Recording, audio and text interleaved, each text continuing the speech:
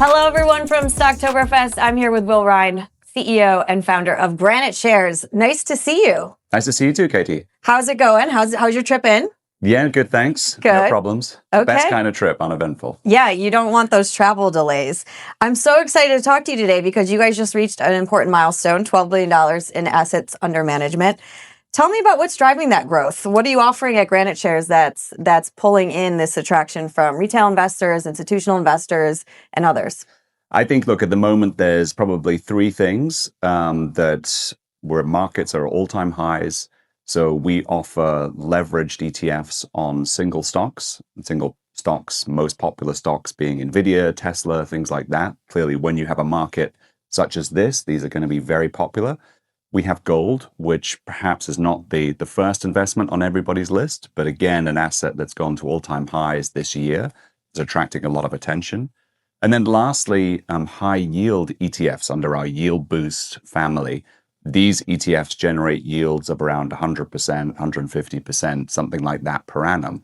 And again, these are linked ultimately to the AI or tech crypto type stock investments and are being very, very popular with investors. Let's talk about the yield boost for a second, because I think a lot of investors are very familiar with the leveraged single stock and gold, obviously. The yield, it seems like something that's newly of interest of retail investors. How do you produce those types of yields for investors? Yeah, so this is an area of the market that's growing like crazy. And these products all are options based. So they generate yields by selling options in the market and generate these high yields. So people might refer to these as covered calls. Our take on it is a little bit different.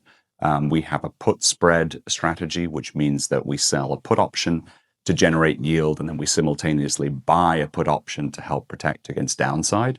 But that's the strategy. And by using options, you're exploiting volatility in the market. And therefore, by selling volatility, you're able to generate these high yields. And this is something I think that is getting more attractive as people maybe start to think about, how much further can we go market-wise, and therefore looking to turn some of that growth into income. And that's fascinating, because a lot of investors are interested in options-based strategies. But what you described sounds like there's a lot behind the scenes. So with these products, the idea is you guys do all the work behind the scenes. This is a buy and hold product, and someone can access that strategy without necessarily needing to be the one pulling the levers. That's right. So I think in my mind, some of the best ETF ideas are exactly that, where you take a concept which isn't inherently new. Like, in other words, you have ETFs or stocks, and people have been able to sell options or buy options on those for a long time, but it's packaging them into a recipe whereby people just need to buy and hold. It's scalable if you're managing multiple accounts, if you don't want to deal with the specific buying and selling of precise options contracts. And indeed, within the Yield Boost offering, they're bespoke options which can't be bought by retail investors anyway. So the strategy can't technically be replicated, but it's similar. Okay. And how do you think about, you've been at this since 2017, and these products evolving over time. What do you think is the next horizon for products in terms of your innovation? Are there any concepts you're kind of thinking about? I think at this time, look, the market is really on fire at the moment, and so very much these risk-on type strategies, I think, are the ones that are gaining the most popularity. On the assumption that environment won't last forever, then there'll be another dynamic of which maybe more risk-off strategies, indeed different flavors of the economy. Right now, as you know, everything is about AI. There could be other industries that start to play into that, maybe more traditional on the infrastructure side. But I think for now, the main thing is AI and crypto, and it's about capturing all the different ways to play those with ETFs. And let's talk about the leveraged products, because those are a bit different in how investors might utilize those. They could carry more risk, but there seems to be a learning curve with those. I've talked to people, and they're interested in them. They're very bullish on certain things, but you have the time horizon factor. How do you think about communicating that to investors as they're entering these types of products? Yeah, so first of all, they're leveraged and short ETFs, so you can profit from both rising share prices and falling share prices. And clearly, if you're short, that's a different dimension to being long of a stock. Yes, inherently they're more risky. You're talking about 2 times the return of a stock like Tesla or Nvidia, etc., per day, long or short. And the way that these work is they're what we call constant leverage, which means that if you buy today, if you buy 6 months from now or 6 years from now, you're always going to get the 2 times the daily return. So to give people that, we have to rebalance the portfolio at the end of every day. That means that over time, that return becomes what we call path dependent. In other words, it's not strictly linear. So if you were to take the 2 times the return of Nvidia over a 12-month period, if you bought the leveraged ETF and held it for 12 months, at the end of that 12 months, you almost certainly wouldn't get exactly 2 times the return of Nvidia. And that's because of this rebalancing or compounding effect. Got it. Okay.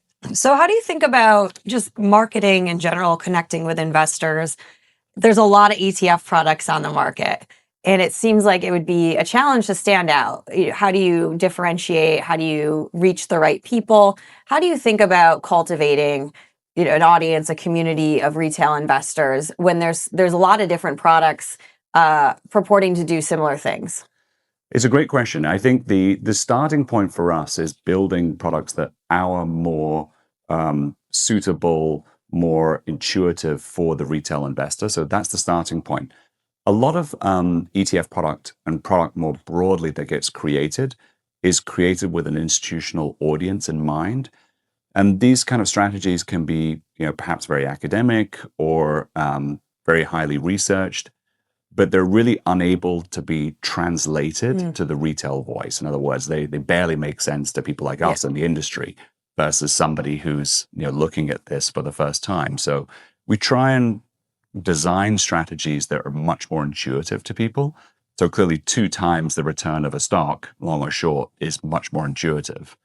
And then on the yield boost side, you try and go for the yield and try and design a product around it's a high yield. It pays weekly. This is the distribution that's paying weekly, and it's linked to stocks, to investments that you already know. And therefore, the story becomes a little bit easier, I think, for people to digest. Let's talk about sort of the last few years of retail investors, because 2017, very different than where we're at today. You probably couldn't have seen things like COVID coming and GameStop. After that surge and that boost, how would you describe the appetite of retail investors sort of following the GameStop era? Are they as engaged? Are there more of them? Where's that trend going over time? Because you've been at this for a while now. Yeah, I look at, to me, it's the most important trend that there is in investing, or certainly on the asset management side, which is my particular corner of the investing world. So I think that this is the strongest trend that we have right now, the retailization of asset management. And you have a generation of investors that are getting younger and younger, more educated about investing. And you have a huge transfer of wealth that's coming down from existing baby boomers down to younger investors.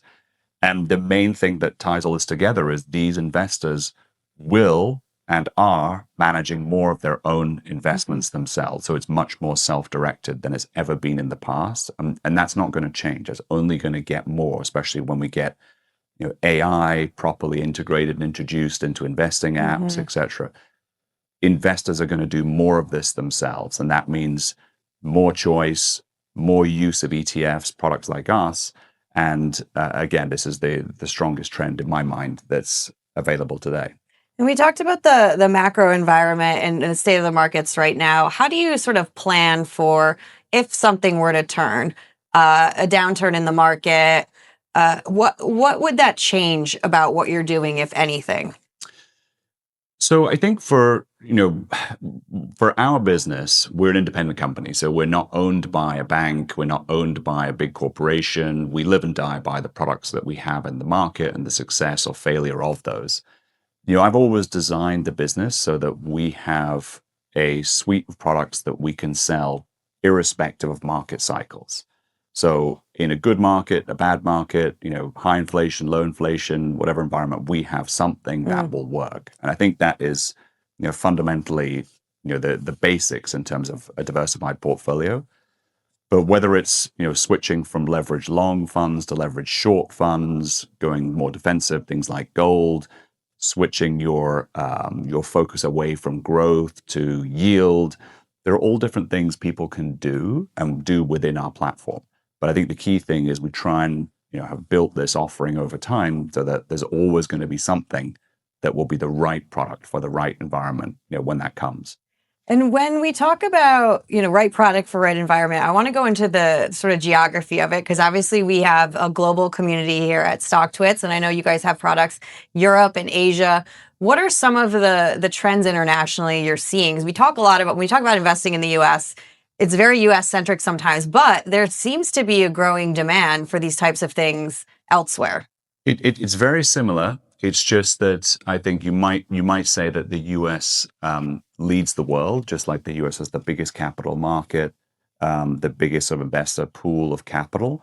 So these trends are live and kicking and are growing all over the world as younger people, again, a wealth transfer effect for different reasons happens, more self-directed investing, a younger class of investor who has never had access to more tools, better tools, more financial education, are looking to build wealth. And I think, with real estate as one example, so high in major metropolitan cities around the world that what used to be the case 20 years ago with a young investor or a young person starting off their career would be saving a deposit for an apartment or a house, whatever.